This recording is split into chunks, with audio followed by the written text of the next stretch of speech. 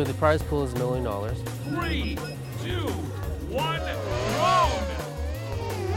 I had a quad bit me. That's what happens. Quads, they're wild creatures, and you got to treat them with respect. So we were flying, and then began to spin around, and I'm pretty sure that somebody clipped us from behind. Track Race Award, and it's going to... The World Drone Prix in Dubai is by far the biggest race meet yet. The total kitty is $1 million, with the winning team laying claim to 250,000, all stumped up by the United Arab Emirates.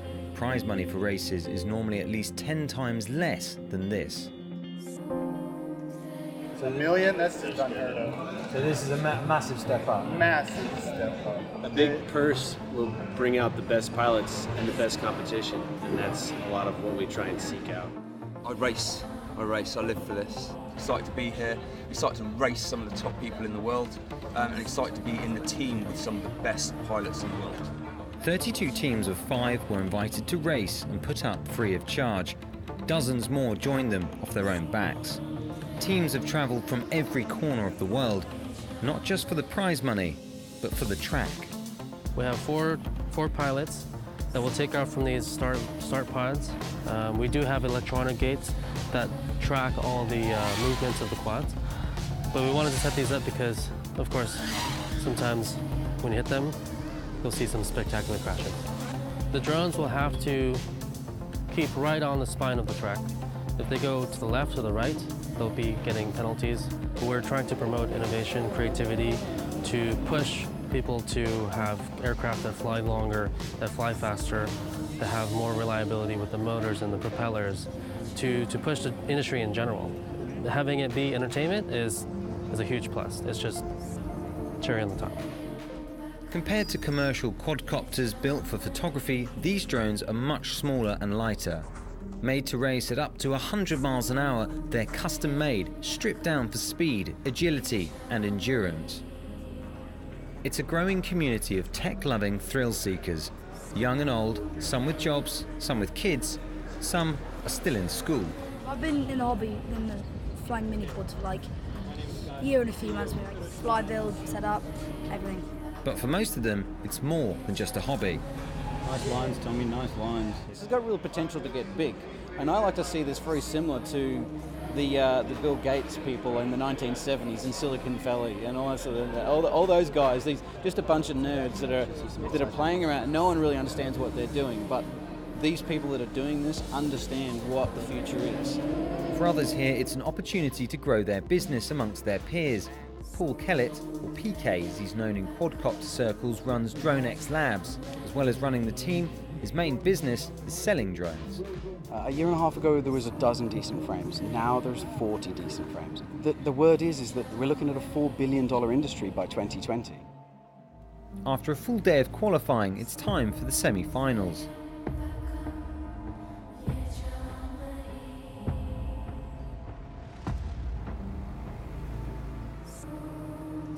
I've been told these gates are made out of metal, so I want to see if I can break one. It's completely gone. There's a problem with the station.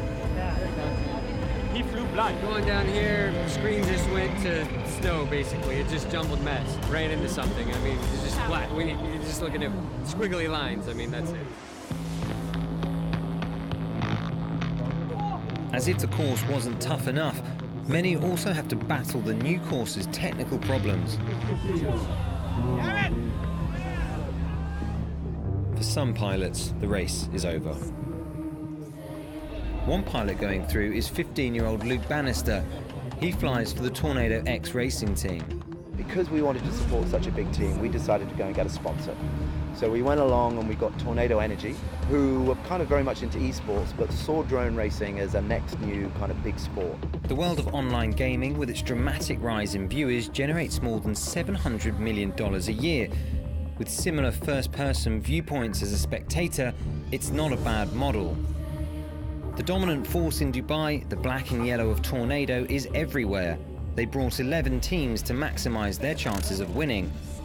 A lot of the sponsors are looking at this marketplace no one's really ready to quite jump in completely. They wanted to test the water. So the World Drone Prix was like a perfect test for this. The final match right now of this championship.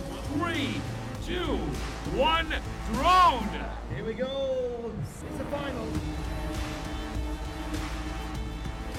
With Tornado miles out in front, unexpectedly, everything seems lost.